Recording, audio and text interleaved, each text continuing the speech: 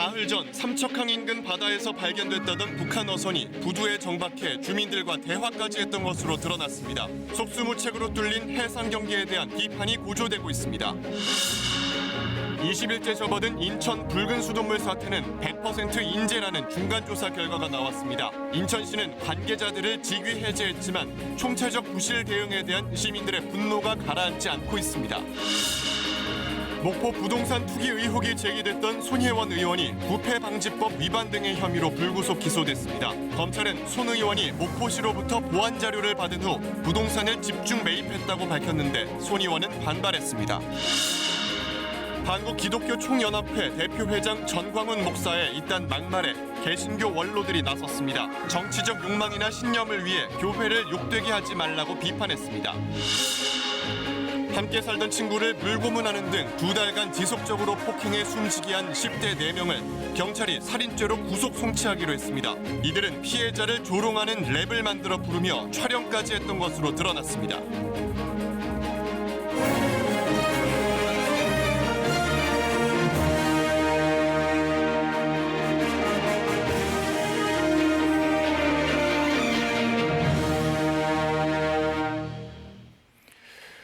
여러분 안녕하십니까? 9시 뉴스입니다.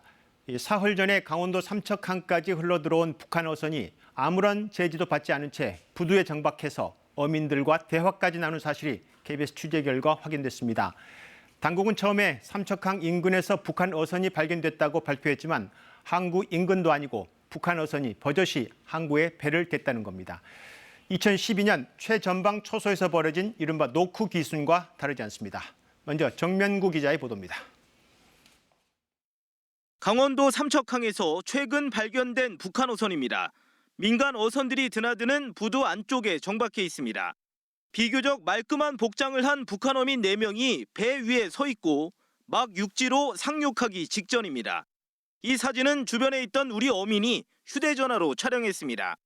당시 일부 주민들은 어디서 왔느냐며 북한 어민들과 대화까지 나눴고 말투가 이상해 112에 신고를 한 것으로 전해졌습니다. 신고 직후 부랴부랴 경찰 순찰차가 도착하고 무장 병력을 태운 군 트럭들도 황급히 진입합니다.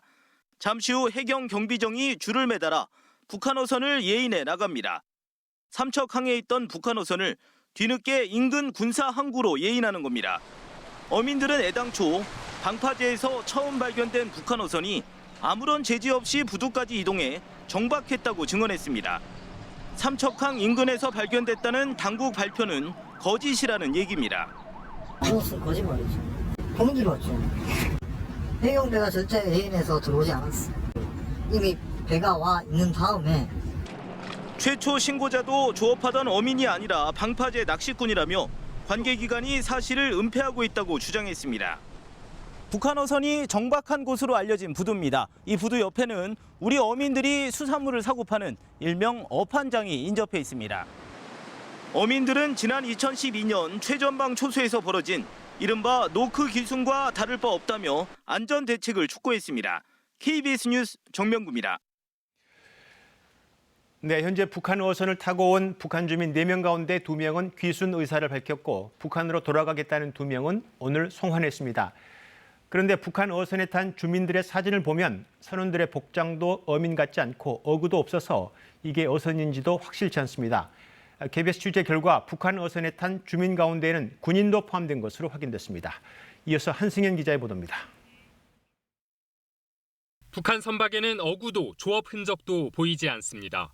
배에 탄 4명 가운데 인민복 차림도 보입니다. KBS 취재 결과 이들 중에는 북한 군인도 포함되어 있는 것으로 확인됐습니다. 군 발표와 달리 어선이 아닐 수 있다는 얘기입니다. 단순 표류도 아니었습니다. 귀순한 2사람은 정부 합동조사에서 의도를 가지고 남으로 내려왔다고 밝힌 것으로 취재 결과 확인됐습니다. 군은 당시 정상적으로 해상 경계 작전이 이루어졌다고 발표했지만 구멍이 뚫린 겁니다. 북한 선박이 무려 130여 킬로미터를 내려와 아무런 제지 없이 부두에 정박했는데 주민 신고가 있기 전까지 군은 까맣게 몰랐던 겁니다. 삼척항까지 들어와서 그때까지 아무도 몰랐다는 것은 우리 군의 해안 경계태세에 커다란 구멍이 생긴 것과 다를 바가 없습니다. 그러는 사이 북한 선박과 주민은 삼척 주민들에게 노출됐습니다. 군은 북한 선박이 소형 목선이었고 상당수 레이더가 수명 주기를 다해 탐지하지 못했다고 해명했습니다. 비슷한 일이 또 생겨도 속수무책일 수 있다는 겁니다. 불가피한 상황이었다며 경계 책임도 묻지 않을 방침이라고 밝혔습니다. 사실 은폐 의혹도 제기되고 있습니다. 북한 선박이 부두에 정박했는데도 이 사실을 감추고 발견 지점을 삼척항 인근이라고 둘러댔습니다. 동해상은 특히 과거 북한의 해상 침투가 잦았다는 점에서 군의 이번 경계와 대응은 비난을 면하기 어려워 보입니다. 정부는 북한 귀환을 원한 2명은 오늘 판문점을 통해 돌려보냈습니다. KBS 뉴스 한승현입니다. 20일째 계속된 인천의 붉은 수돗물 사태는 100% 인재라고 정부가 중간 조사 결과를 발표했습니다. 일단 붉은 수돗물의 정체는 수도관에 물때가 떨어져 나와서 생긴 걸로 확인됐습니다. 이 과정에서 인천시는 규정도 지키지 않았고 환경부 장관은 이걸 공무원들이 아무 생각 없이 물기를 전환하다 생겼다고 표현했습니다. 먼저 김진화 기자의 보도입니다. 정부 합동조사반은 인천 수돗물에서 나온 이물질이 수도관 안에 쌓인 물때라고 결론 내렸습니다. 지난달 30일 인천시가 전기 점검 문제로 공촌 정수장이 아닌 다른 정수장에서 물을 끌어 서구와 영종 지역에 보낸 게 화근이었습니다. 이 과정에서 물길 방향이 평소와 반대가 되면서 관 속의 물때가 떨어져 나왔다고 조사반은 분석했습니다.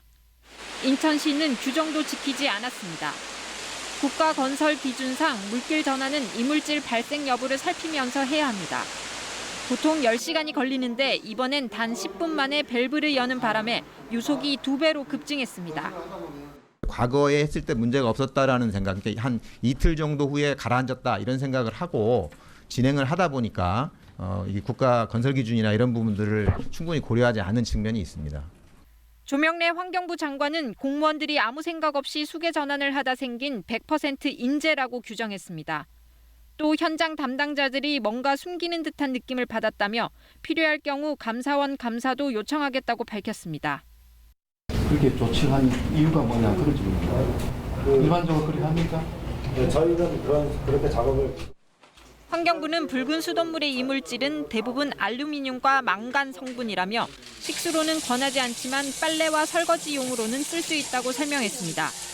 송수관로의 이물질 제거 상황에 따라 이번 주말부터 지역에 따라 차례로 수돗물 정상 공급이 가능하다고 내다봤습니다.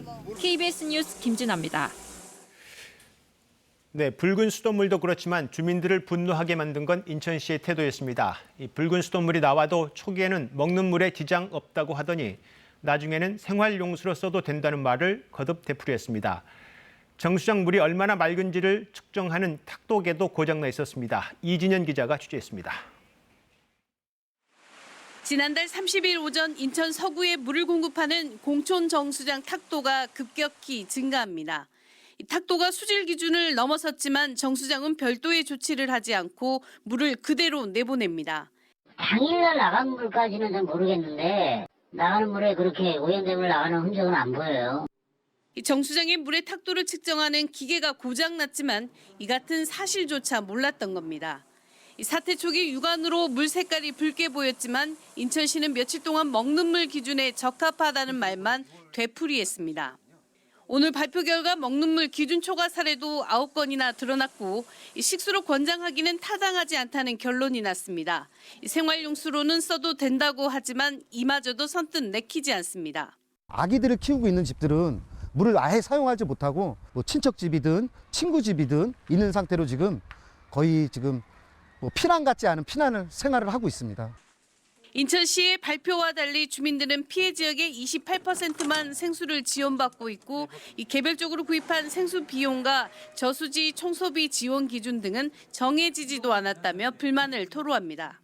시민들의 생명권이 걸린 이 문제에 대해 재차 아니라고 소극적인 행동을 지속할 경우 우리 인천 수돗물 비대위는 독자적인 활동을 통해서라도 이번 사태를 조사하여 인천시는 오늘 상수도 사업본부장과 공천 정수사업소장을 직위 해제했지만 주민들의 분노는 쉽게 사그러지지 않고 있습니다.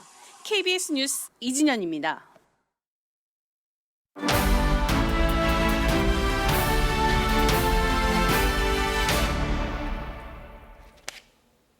네, 모레 열리는 북중 두 나라 정상회담이 어제 전격 발표되면서 한반도 문제를 둘러싼 정상들 간의 외교전이 치열해지고 있습니다.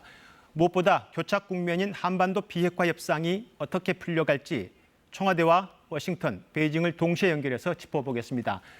네, 청와대 이병도 기자, 베이징 강민수 특파원, 워싱턴 김은규 특파원 연결돼 있습니다. 네, 먼저 청와대 질문을 던지죠. 갑작스럽다고 할 수 있는 발표입니다. 이 시진핑 주석의 북한 방문에 대해서 청와대는 지금 어떻게 분석하고 또 어떤 기대를 하고 있습니까? 네, 청와대는 안보실을 중심으로 다각도 분석을 하고 있습니다. 시 주석의 방북에 여러 포석이 있다고 보는 건데요. 하지만 일단 청와대의 공식 메시지는 하나입니다. 이번 방문이 비핵화 협상의 조기 재개와 한반도 평화 정착에 기여할 것으로 기대한다는 겁니다. 이런 차원에서 시 주석의 방북이 빨리 이루어지도록 중국 정부와 긴밀히 협의해 왔다고도 밝혔습니다. 네, 지금 중국 정부와 긴밀히 협의해 왔다라고 했는데 구체적으로 어떤 협의를 했다는 건지, 이 북한 방문 사실을 사전에 미리 알았다는 건가요? 네, 청와대는 중국과의 협의 내용이 무엇인지에 대해서는 구체적으로 밝히지 않았습니다. 다만 긴밀히 협의했다라는 그 표현에 많은 의미가 담겨 있다. 우리 정부의 의중이 담겨 있다는 것으로도 해석이 가능하다라고 말했습니다. 그러면서 정부가 지난주부터 시 주석의 방북 추진 동향을 파악하고 예의주시해 왔다라고도 했습니다. 청와대는 이번 만남이 김 위원장이 어느 정도 전략적 판단을 내린 뒤에 이루어지고 있다고 판단하고 있습니다. 그래서 비핵화 협상에 큰 의미가 있다고 보고 있습니다. 네, 청와대 입장은 알겠습니다. 우리 정부의 기대는 북중 두 나라 정상회담이 이 비핵화 협상의 동력이 되기를 기대하고 있지만 사실 이 중국의 의도를 정확히 알기는 쉽지 않습니다. 베이징 강민수 특파원, 이번 북한 방문과 관련해서 중국의 공식 입장이 나와 있습니까? 네, 중국 정부는 시 주석 방북의 목적 가운데 하나가 한반도 비핵화 협상 촉진이라고 못 박아서 밝혔습니다. 루캉 중국 외교부 대변인은 한반도 문제의 정치적 해결 프로세스가 새로운 진전을 거두도록 추진하겠다 이렇게 말을 했는데요. 북한의 영향력을 행사하되 판을 깨는 쪽이 아니라 북미 협상의 교착을 푸는 쪽으로 역할을 하겠다는 뜻입니다. 네, 그런데 지금 미중 무역 전쟁 중입니다. 이런 의문이 듭니다. 미국이 지금 거세게 몰아붙이고 있고 중국이 조금 몰리고 있는 상황 아니겠습니까? 혹시 이번 북한 방문이 중국 입장에서 보면은 비핵화보다는 미중 협상의 지렛대로서 북한 방문 카드가 더 큰 의미가 있는 건 아닌지 어떻게 보십니까? 네, 중국 입장에서는 무역 전쟁 해결이 최우선이기 때문에 한반도 문제를 외교적 카드로 쓰려는 의도는 다분하다고 볼 수 있습니다. 뿐만 아니라 최근 불거진 홍콩 문제에 쏠린 국제적 관심을 다른 곳으로 돌리려는 의도가 있다는 분석도 있습니다. 하지만 사사건건 충돌을 빚고 있는 미국과 중국이 한반도 비핵화만큼은 목표를 같이 하고 있다는 점을 주목할 필요가 있을 것 같습니다. 북중 밀착으로 인한 대북 제재 공조의 균열 우려도 베이징 외교가에서는 크지 않은 것으로 보고 있습니다. 네, 중국 상황 잘 들었습니다. 이 상황을 바라보는 미국의 입장은 조금 복잡할 것 같습니다. 이 북중 정상회담 소식이 미국으로서는 이게 긍정적으로 보는지 미국의 입장이 나와 있습니까? 복잡한 속내를 반영하듯 미국은 완전하고 최종적인 비핵화가 목표라는 다소 추상적인 입장을 냈습니다. 언론 질의에 답하는 형식입니다. 굳이 의미를 풀자면 비핵화 전선에서 중국도 역할을 해라, 이탈하지 말라는 이야기라도 들립니다. 조금 더 구체적으로 들어가 보죠. 이 북중 정상회담이 미국 입장에서는 이 북미 비핵화 협상이 도움이 됐으면 좋겠는데 그런 기대감도 미국에서는 있습니까? 긍정적인 시선이 있습니다. 북한이 북미 협상에서 본격적으로 나설 때 꼭 앞서서 중국을 찾았다는 경험 때문입니다. 이번엔 김 위원장의 친서에 이어서 북중 정상회담이 발표됐습니다. 북한이 미국과 협상에 나서는 신호, 그러니까 하노이 회담 결렬 후에 고민하던 북한이 이제 입장이 정리됐구나, 이렇게 보는 시각입니다. 친서 이후 트럼프 대통령은 연일 김 위원장과의 좋은 관계를 강조하면서 어제는 그를 신뢰한다고 방송 인터뷰에서 육성으로 직접 밝혔습니다. 북한이 협상에 나오는 신호라면 미국엔 나쁘지 않은 상황입니다. 다만 협상에 나오는 건 환영인데 그 뒤에 중국이 있다, 이렇게 보이는 것. 중국이 북한의 지렛대가 있고 북한은 역으로 이를 갖고 미국과 협상에 나선다는 시각, 미국으로선 꺼림칙할 수 있습니다. 네, 앞서 중국 측의 속내를 좀 들었습니다. 현재 미중 무역 협상이 난기류 상황인데 미국 입장에서 보면 이 북중 정상회담이 이 미중 무역 전쟁에 미칠 영향을 어떻게 보고 있습니까? 그런 영향을 분석하지 않을 수 없습니다. 그러나 현재 미중 무역 협상에서 미국 분위기는 그야말로 초강경 분위기입니다. 미 상무장관은 G20 정상회의가 무역 협상 합의문을 협상하는 자리가 아니라면서 타결 안 되면 중국에 관세 매긴다고 거듭 압박했습니다. 중국과 무역 협상을 최대치적으로 삼으려는 트럼프 대통령 입장에서는 북중 정상회담을 활용하려는 중국의 의도와 상관없이 강경 기조를 이어갈 가능성이 높아 보입니다. 이곳 시간 오늘은 트럼프 대통령이 재선을 위한 대선 출정식을 갖는 날이기도 합니다. 네, 여기서 베이징에 질문을 하나 더 드리겠습니다. 이 북중 정상회담이 전격 성사됐는데 북한의 의도나 입장도 좀 궁금합니다. 이 북중 정상회담이 어느 쪽에서 더 원했을지는 가늠하기 어렵지만 북한 입장에서 보면 이번 회담은 어떤 의미가 있을까요? 네, 북한 역시 북미 협상 교착 국면을 타개할 돌파구가 필요했던 상황인데요. 중국을 지렛대 삼아 미국과 협상 재개에 나서는 것이 유리하다고 판단을 했을 겁니다. 하노이 회담 이후 고심 끝에 이제 북미 협상의 방향을 다시 잡고 중국의 지원을 얻는 모양새를 연출하겠다는 것이 시진핑 주석을 만난 북한의 속내라고 풀어볼 수도 있을 것 같습니다.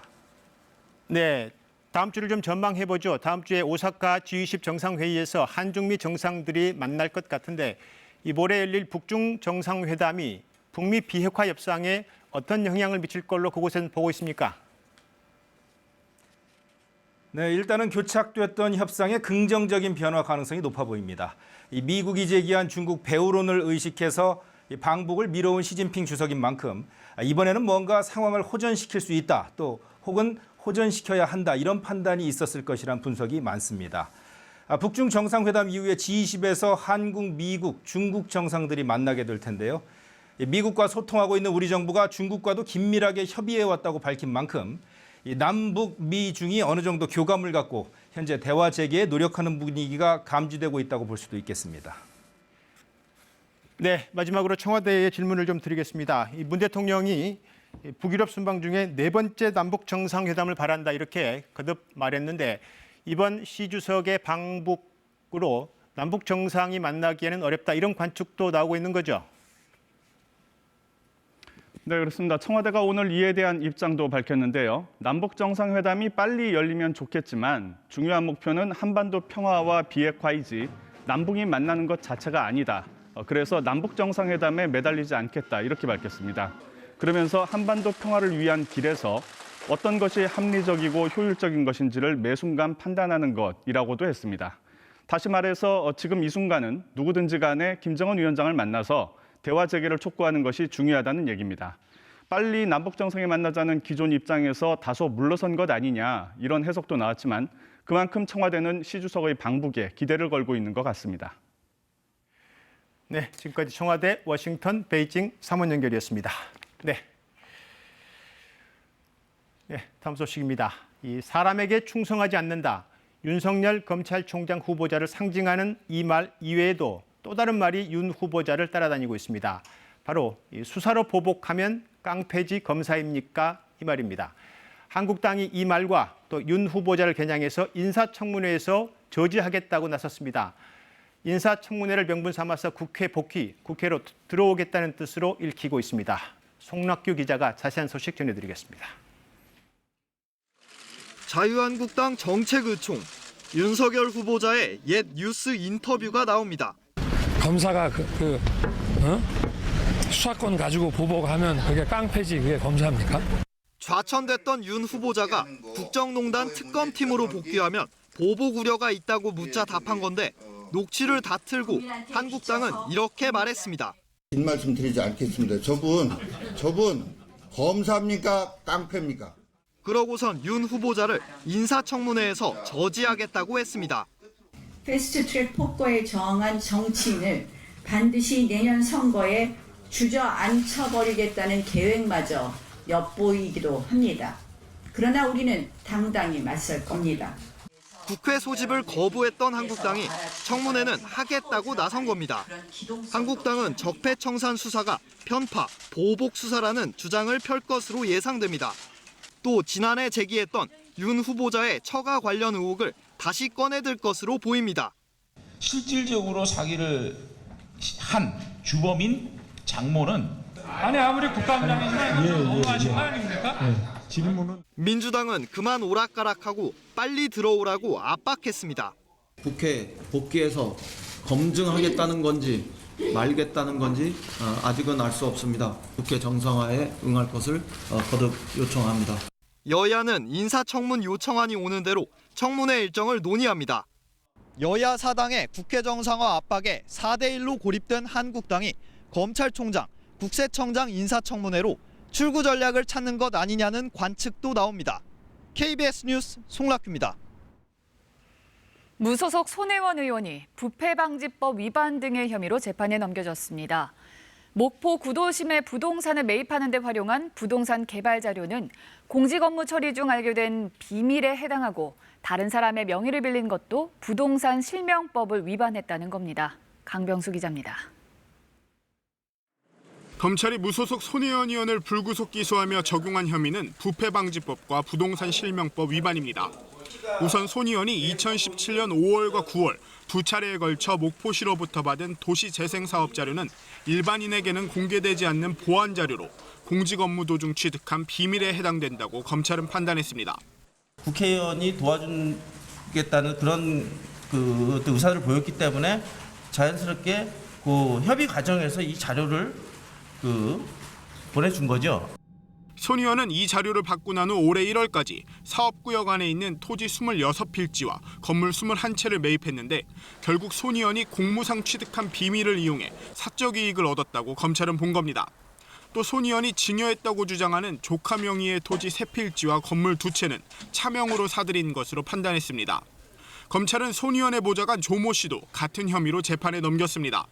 검찰은 그러나 손 의원이 목포 문화재 거리 지정 등과 관련해 문화재청에 압력을 가했다는 의혹에 대해선 뚜렷한 증거가 없다고 판단했습니다. 손 의원은 함께 부동산을 사들인 친인척과 지인 가운데 유독 한 조카에게만 차명 혐의를 적용했다며 검찰의 수사 결과가 억지스럽다고 반발했습니다. 손 의원은 SNS에 글을 올려 재판을 통해 당당히 진실을 밝히겠다고 밝혔습니다. KBS 뉴스 강병수입니다. 한국기독교총연합회 대표회장 전광훈 목사의 이딴 막말에 개신교 원로들이 나섰습니다. 개인의 정치적 욕망이나 신념을 위해 교회를 욕되게 하지 말라며 반성과 참회를 촉구했습니다. 김민혁 기자입니다. 대통령 하야를 거듭 주장하며 청와대 앞에서 천막 농성에 들어간 전광훈 목사. 일부 신자와 지지자들이 여드레째 릴레이 단식을 이어가고 있습니다. 참다 못한 개신교 원로들이 기자회견을 자청했습니다. 전 목사의 언행이 마치 기독교 전체의 의견인 양 오해를 불러일으키는 현실을 더는 두고 볼 수 없었다는 겁니다. 한기총은 기독교의 대표적인 기관이 아닙니다. 이미 그 기능을 상실한 지도 오래될 뿐만 아니라 극단적 이념과 신념을 신앙과 뒤섞어서는 안 된다며 전광훈 목사를 강하게 비판했습니다. 한 개인으로 나서야 할 것입니다. 자신의 정치적 욕망이나 신념을 위해 교회를 욕되게 하지 말아야 합니다. 호소문에는 개신교 원로 31명이 이름을 올렸습니다. 보수와 진보를 망라해 다양한 교단의 목회자와 관계자들이 뜻을 모았습니다. 목사직을 그만두고 정치인으로 그런 발언을 했으면 아무 문제가 없죠. 그러나 스스로가 목사라고 칭하고 그리고 한국의 기독교를 대표한다고 그런 그 인상을 줬기 때문에 문제가 되는 겁니다. 한기총 비대위 소속 목회자들도 따로 기자회견을 열고 전 목사를 대표회장으로 인정할 수 없다며 이달 안에 사퇴하라고 요구했습니다. KBS 뉴스 김민혁입니다. 친구를 집단 폭행에 숨지게 한 10대들에게 경찰이 살인죄를 적용하기로 했습니다. 피해자를 조롱하는 노래를 만들어 부르며 동영상을 찍고 물고문까지 했다고 합니다. 김서정 기자입니다. 이달 초 광주의 한 원룸에서 18살 최모군 등 4명이 친구 김모군을 집단 폭행해 숨지게 했습니다. 경찰 조사 결과 이들은 친구 김모군이 눈을 뜨지 못할 정도로 때리고 김군의 상처를 조롱하거나 돈을 빼앗은 내용을 자랑하듯 노랫말을 만들어 불렀습니다. 이 모습은 휴대폰 동영상으로 찍어 보관했습니다. 물고문을 한 사실도 드러났습니다. 물을 채운 세면대에 김군의 머리를 강제로 집어넣었습니다. 김군이 주차장 아르바이트를 하며 번 돈을 빼앗았고 돈을 더 구해오지 못하면 무자비한 폭행을 휘둘렀습니다. 지난 4월부터 2달 동안 지속적으로 집단 폭행에 시달리던 김 군은 결국 숨졌습니다. 당초 폭행치사 혐의를 적용했던 경찰은 이들이 숨질 것을 알면서도 지속적으로 구타한 것으로 판단해 살인 혐의를 적용하기로 했습니다. 피해자들이 지속적인 폭력에 의해 피해자가 사망할 수도 있겠다라는 생각을 한 게 수사 과정에 드러났습니다. 그래서 살인죄로 변경 적용하게 됐습니다. 이들을 엄벌에 처해달라는 청와대 국민청원에 3만 명 가까운 인원이 동참했습니다. 살인죄로 형 자체가 바뀌게 되면 이게 강력범죄이기 때문에 또 특가법상 특별 규정이 있어서 경찰은 최 군 등 4명을 살인과 공갈 등의 혐의로 내일 검찰에 송치할 방침입니다. KBS 뉴스 김서정입니다.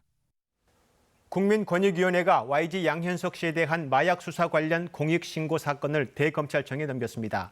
이 사건의 초점은 양현석 씨와 수사기관의 유착 의혹, 그리고 YG 엔터테인먼트의 조직적인 범인 은닉 의혹인데 검찰과 경찰 모두 의심받고 있습니다. 그래서 수사를 누가 맡아도 논란입니다. 정재우 기자의 보도입니다.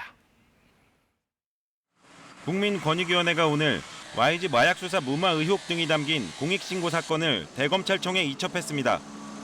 이달 초 권익위에 접수된 공익침해 신고 내용은 크게 3가지입니다. BI의 마약 투약 혐의, 양현석 씨와 수사기관의 유착 의혹, 그리고 YG 엔터테인먼트의 조직적인 범인 은닉 행위 등입니다. 핵심은 YG와 양현석 씨가 실제로 소속 연예인에 대한 수사를 무마하거나 방해했는지 여부가 될 것으로 보입니다. 당시 사건 기록이나 이런 것도 면밀히 살펴보니까 YG 엔터테인먼트 측과 수사기관과의 어떤 유착관계 등이 너무 의심되는 정황이 생기니까 검찰은 일단 사건을 일선 검찰청에 배당한 뒤에 해당 검찰청에서 직접 수사할지 경찰에 내려보내 지휘할지 정할 것이라고 밝혔습니다. 문제는 이번 공익신고의 대상이 된 경찰은 물론 검찰의 수사 과정에서도 석연치 않은 점이 적지 않다는 겁니다. 경찰의 주장처럼 제보자 A씨가 BI 마약 혐의에 대한 진술을 번복한 다음 날 검찰이 실제로 사건을 송치하라고 했는지, 그리고 송치 이후 검찰이 경찰의 재수사 지휘나 자체 보완 수사도 하지 않은 이유가 무엇인지에 대한 조사가 필요합니다. 또 검찰 송치 이후 제보자 A씨가 조사 한 번 받지 않고 해외로 출국한 경위도 밝혀져야 할 부분입니다. 경찰은 이미 경기 남부경찰청에서 전담팀을 꾸려 수사에 착수한 상황이어서 검찰이 어떤 선택을 할지 주목됩니다. KBS 뉴스 정재우입니다. 양현석 씨가 사퇴했지만 YG 엔터테인먼트에 대한 콘텐츠 불매 운동은 확산되고 있습니다. 우리 가요계와 K-팝을 이끌어온 대형 기획사가 이딴 마약 의혹으로 YG 약국이라는 오명을 쓰고 팬들의 외면을 받고 있습니다. 김세희 기자의 보도입니다. 실력파 가수들을 잇따라 데뷔시키고 그룹 빅뱅을 정상에 올려놓은 양현석의 YG. SM JYP와 함께 3대 기획사로 영향력을 떨칩니다. 2011년 지드래곤의 대마초 흡연이 시작이었습니다. 투애니언 박봄의 마약류 밀반입 혐의를 계기로 YG 약국이라는 오명까지 얻었습니다. 빅뱅 탑의 대마초 흡연 사건에 이어 빅뱅 승리의 클럽 버닝썬 사건이 불거졌습니다. 이번엔 아이콘 BI의 LSD 복용 의혹까지 나왔습니다. 결국 양현석 대표 프로듀서가 사퇴를 발표했지만 팬들의 마음은 이미 돌아섰습니다. 사태와 상관없이 이 일이 해결되지 않는다면, 근본 원인을 찾지 못하게 된다면 계속해서 불매 운동은 일어날 거라고 생각합니다. YG 불매 연예인 리스트와 음원 사이트에서 YG 소속 가수를 배제하고 곡을 재생하는 방법이 빠르게 퍼지고 있습니다. 인성보다 실력이 우선이라고 공공연히 강조하던 양현석 씨의 운영 방식에서 비롯한 결과라는 비판이 나옵니다. 저희 회사에 다 CCTV가 있어요. 피곤해서 자고 있거나 그러면은 문자나 전화가 오세요. 뭐 하냐? 연습 안 하고. 정작 소속 연예인이 무리를 일으킬 땐 모르쇠로 일관해 왔습니다. 기획사라고 하면 매니지먼트를 해야 될 필요성이 있는데 너무 방치하고 또 무책임했다라고 하는 측면에서 대중적인 분노를 사고 있고요. 소속 연예인들의 방송 활동을 중단해달라는 국민청원까지 등장할 만큼 K-팝 한류를 이끌던 YG는 이제 팬들의 외면과 지탄의 대상이 됐습니다. KBS 뉴스 김세희입니다. 국내 최대 규모의 과학 연구기관인 IBS의 부정채용 의혹 어제 보도했습니다. 오늘은 이 기관의 돈 문제입니다. 정부 예산으로 비즈니스석 타고 해외 출장 100일 가서 A4 한 장도 안 되는 출장 보고서를 낸 교수가 이 기관에 있습니다. 이건 한 가지 사례에 불과하고 정부 예산을 이렇게 써도 되나 하는 방만한 예산 집행 행태가 부지기수입니다.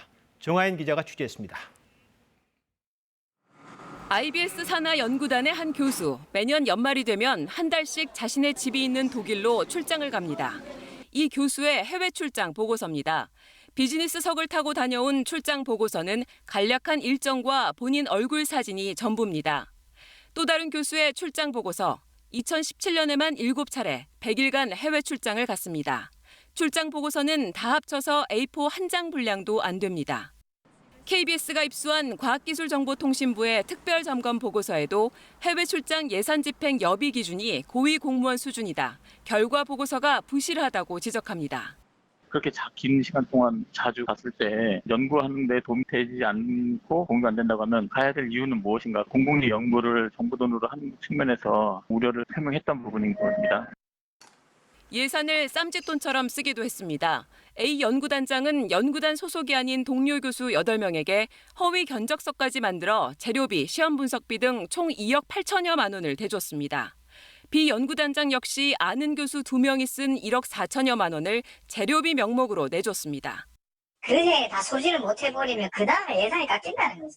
그러다 보니까 그게 어떻게든 돈을 소진하려고 하다 보니 일부 이들에게 쓰게 하고 뭐 그런 같은 문화인 것 같아요.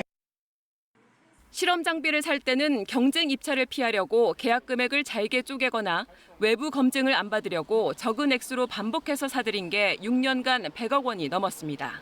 성실한 과학기술인데 자금식을 확보하는 길도 이번에 이런 불법 행위에 대해서는 엄단해 나가는 것이 자금식 확보하는 길이 아니냐 이렇게 생각하고 있습니다. 과기정통부는 외부 회계법인 등과 함께 추가 감사에 나서기로 했습니다. KBS 뉴스 정하연입니다. 의료비 걱정을 덜어주는 실손보험. 때론 불필요한 수술이나 과다한 비용 청구 수단으로 악용돼 문제가 되기도 합니다. 특히 백내장 수술이 그렇습니다. 이 문제 해결을 위해 3년 전 금감원이 약관도 개정했지만 별 효과는 없는 것 같습니다. 김민철 기자입니다. 50대 여성과 한 안과를 찾았습니다. 석 달 전 다른 병원에서 문제없다는 진단을 받았는데 여기선 백내장 수술을 권합니다. 수술비는 850만 원. 비싸다고 하자 150만 원을 깎아주겠다더니 추가로 실손보험 얘기를 꺼냅니다. 수술비의 절반인 검사비를 보험으로 보상받으란 겁니다. 검사비는 360일 때 거기에 한 80%가 나오니까 한 300 정도를 환급받을 수가 있거든요. 그런데 300만 원이 넘는 고액의 검사비는 어떻게 된 걸까? 실제 수술에 필요한 검사는 이날 다 받았는데 비용은 2만 7천 원에 불과했습니다. 정작 수술 당일은 간단한 시력 검사만 받습니다. 근데 수술 검사 하나만 하고 이렇게 오래 걸리진 않아요. 오늘은 이제 검사가 중요하죠. 환자를 소개해주고 안과 측으로부터 대가를 받은 적이 있다는 보험 설계사는 검사비가 사실상 실손보험을 타낼 구실에 불과하다고 말합니다. 환자에게 큰 부담 없이 병원 수입을 늘릴 방법으로 실손보험을 이용한다는 겁니다. 서로 좋다. 나는 이득을 남겨서 좋고 환자는 뭐 거의 공짜로 치료해서 좋고. 구실은 그때그때 바뀝니다. 3년 전 금융감독원이 가격이 비싼 다초점 렌즈를 실손보험 대상에서 제외하자 이후 검사비가 비싸졌습니다. 항목을 뭐 그러면 일로 빼냐 절로 빼냐 그거는 병원 마음이니까 결국에는 총 가격은 안 떨어지는 거죠. 한 보험사 조사 결과 어떤 병원은 10,000원 받는 검사비를 다른 곳은 120만 원 받는 등 최대 120배의 차이가 날 정도입니다. 전체 수술비의 80% 이상이 검사비인 곳도 있습니다. 수술비 검사비 쪼개서 생각하실 필요가 없으시고요. 한방 추나요법을 실손보험으로 처리할 수 없게 되자 대신 도수치료가 급증하는 등 실손보험 악용 사례는 곳곳에서 벌어지고 있습니다. KBS 뉴스 김민철입니다. 이 실손보험을 활용해 의료비를 부풀리는 관행은 결국 가입자들의 피해로 돌아옵니다. 당장은 실손보험 가입자들의 보험료가 올라가고 장기적으로는 새어나가는 건강보험 비용을 국민 모두가 부담할 수밖에 없습니다. 서영민 기자입니다. 실손보험에서 지출된 백내장 입원 의료비는 2017년 1,200억 원을 돌파하며 단 3년 만에 6배가 됐습니다. 돈이 되니 보험 설계사에게 리베이트까지 주는 등 과도한 영업이 만연합니다. 한 명 환자 데리고 오면 너한테 현금으로 20만 원, 5명 모아오면은 인당 그러면 30만 원. 많으면 많을수록 돈을 많이 벌어가는 구조이기 때문에. 보험금이 이렇게 새 나가면 당장은 실손보험료가 올라갑니다. 1차적으로는 보험 가입자 피해. 하지만 장기적으로는 건강보험 보장성 확대도 어려워집니다. 실제로 지난 11년간 건보 재정 지출을 35조 원이나 늘렸는데도 보장률은 오히려 1.8%포인트 떨어졌습니다. 정부는 앞으로도 4년 동안 30조 원을 투입해 60% 초반인 건강보험 부담률을 70%까지 끌어올릴 계획이지만 자꾸 부풀어 오르는 비급여 항목에 대한 관리가 안 되면 돈만 쓰고 보장률은 크게 높아지지 않을 수 있는 겁니다. 70%의 목표를 달성하려면 비급여에 대한 실태 파악, 그리고 새로운 비급여를 마음대로 만들어내지 못하도록 관리하는 기준이 비급여 관리와 관련해 복지부는 여전히 계획만 내놓는 데 그치고 있고 금감원도 명확한 사기가 아닌 이상 개입하긴 쉽지 않다는 입장입니다. KBS 뉴스 서영민입니다. 주택용 전기요금은 많이 쓸수록 단가가 비싸지는 누진제죠. 이렇게 3단계인데 단가가 최고 3배나 차이 나다 보니 에어컨을 많이 쓰는 여름엔 전기료가 갑자기 크게 늘어나는 겁니다. 불만이 많아지자 정부도 개선을 위한 TF를 꾸렸는데 여름철에만 한시적으로 구간별 기준을 늘리는 방안이 확정됐습니다. 한 달에 450kWh 이상 쓸 때만 최고 단가를 적용받는 겁니다. 이렇게 되면 7, 8월에는 1,630만 가구가 한 달에 10,000원 정도의 전기료 절감 효과를 보게 됩니다. 실제 우리 집 전기요금은 어떻게 달라질까요? 서재희 기자가 따져봤습니다. 올여름 하루 4시간씩 매일 에어컨을 틀면 한 달 전기요금은 얼마나 될까? 다른 전력 사용량이 200kW시고 시간당 소비 전력이 2kW인 에어컨을 쓴다고 가정했습니다. 현재 요금제로는 한 달 전기요금이 87,540원. 그런데 누진제 구간을 넓히면 단가가 낮은 1단계에 포함되는 부분이 많아지고 2, 3단계는 줄어 약 66,000원이 나옵니다. 21,000원 정도가 줄어듭니다. 하루 8시간 에어컨을 틀 경우 현재는 166,000원대, 개편안을 적용하면 15만 원으로 16,000원을 덜 내게 됩니다. 매일 12시간을 트는 경우 24만 5천 원에서 22만 9천 원으로 역시 16,000원 정도 절감 효과를 봅니다. 개편안대로면 대부분 가구가 혜택을 보지만 특히 한 달 사용량이 450kWh인 경우 할인액이 2만 2천 원으로 가장 많습니다. 반면 250kWh 정도만 쓰는 집은 할인액도 6천 원대에 그칩니다. 에어컨 절전 기능을 잘 쓰는 것도 중요합니다. 인버터형 에어컨은 희망 온도가 되면 저절로 전력 소모가 줄어듭니다. 초반에 한 24도로 이제 설정을 해서 방에 이제 쾌적하게 만들어 놓고 희망 온도를 한 26도나 28도 정도로 올리면 소비 전력이 24도로 쓰던 것보다는 한 30% 이상 절전이 될 수가 있기 때문에 이번 권고안은 전기위원회 인가 등을 받아 다음 달 시행됩니다. 하지만 가정용만 누진제라는 불만 등은 여전히 남습니다. 또 한전은 2,800억 원이 넘는 재정 부담을 떠안아 적자도 더 커질 것으로 보입니다. KBS 뉴스 서재입니다. 네, 뉴스트리밍 시간입니다. 정윤섭 기자 나와 있습니다. 네, 정 기자 오늘 소식은요? 네, 사진 한 장 보실까요? 인테리어 조명이 있고 긴 탁자에 의자, 저 안쪽에는 잘 보이진 않지만 커피 머신에 음료수 냉장고까지 있는데요. 카페 내부 장면 같기는 하지만 이곳은 국회입니다. 이게 국회라고요? 네. 저도 국회 출입을 했었는데 저건 처음 본 것 같은데요? 그러니까 이 사진 같은 곳인데요. 그 다음 사진을 보면은 가운데 바른미래당 오신환 원내대표가 보이죠? 주변 사람들은 기자들이고요. 그러니까 여기가 어디냐면은 다시 리모델링 이전의 사진을 보면 그 명패에 저기 원내대표 오신환이라고 써 있습니다. 그러니까 원내대표실을 저렇게 카페로 구조를 바꾼 거죠. 저게 저렇게 바뀌었다 이거죠? 네. 칙칙한 소파보다는 훨씬 나아 보이는데요. 네. 그러니까 저 장소에서 이제 매일 오전 한 30분씩 뭐 원내대표 본인이 하든 다른 의원이 하든 기자들을 계속 만나서 간담회, 브리핑 이런 것들을 계속 하겠다 이런 입장을 밝혔습니다. 이건 한성교 의원이 떠오르지 않을 수 없네요. 그렇죠. 이른바 걸레질 발언이었죠. 바닥에 있는 기자들을 향해서. 그 발언 다음 날에 민주당 정춘숙 의원인데 이때는 아예 기자들하고 바닥에 앉았었죠. 눈높이를 맞추는 거네요. 그랬던 거죠. 그리고 그다음에 이인영 원내대표도 기자들을 원내대표실로 불러서 뭐 브리핑을 하기도 했었는데, 그러니까 원래 안 하던 것들을 저렇게 하다 보니 우리는 한성교 의원하고 다르다. 우리는 기자들을 이렇게 대우하고 있다. 이렇게 주장하는 행동이라고 볼 수가 있는 거죠.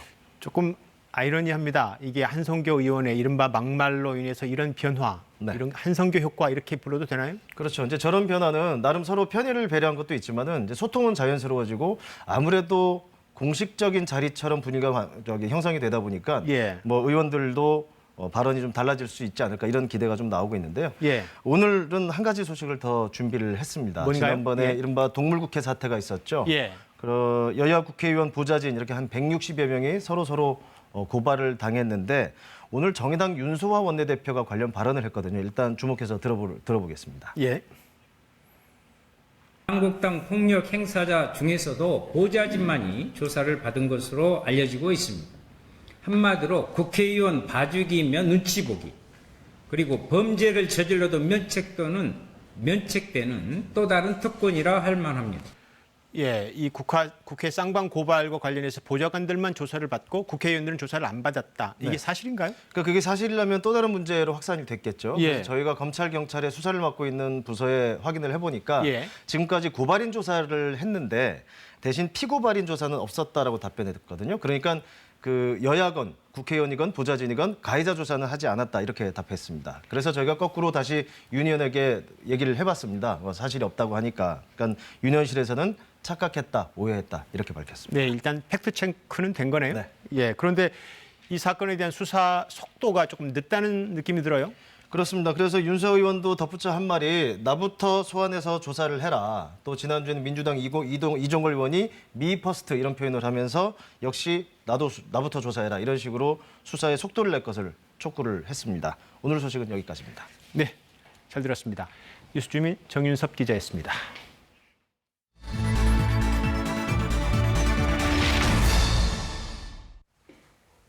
송환법 추진으로 촉발된 홍콩 시민들의 시위에 캐리람 홍콩 행정장관이 이번엔 직접 사과에 나섰습니다. 시위 주최 측은 압박 강도를 더욱 높이겠다는 입장입니다. 홍콩에서 최영은 특파원입니다.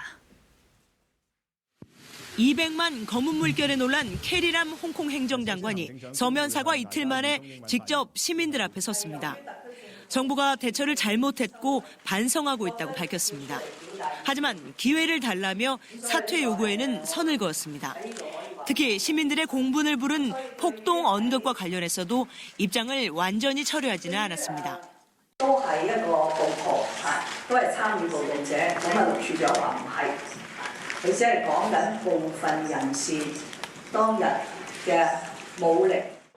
무기한 연기하기로 한 송환법 추진에 대해서도 여전히 사회 갈등이 해결되지 않는 한이란 단서를 달았습니다.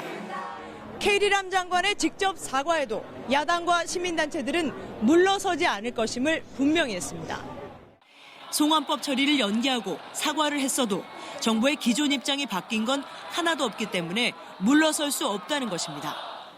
따라서 시위 주최 측은 송환법 완전 철회와 람 장관의 사퇴 등을 요구하는 압박 강도를 더 높이겠다고 다짐했습니다. 300萬市民坐喺度包圍咗成個政府，其中有5萬個市民行條路上去林鄭嘅屋企，林鄭屋企喺上高嘅啫。 홍콩 의회 내 범민주 진영은 내일 열리는 입법회에서 캐리람 행정장관이 이끄는 내각에 대한 불신임안을 제출할 예정입니다. 홍콩에서 KBS 뉴스 최영은입니다.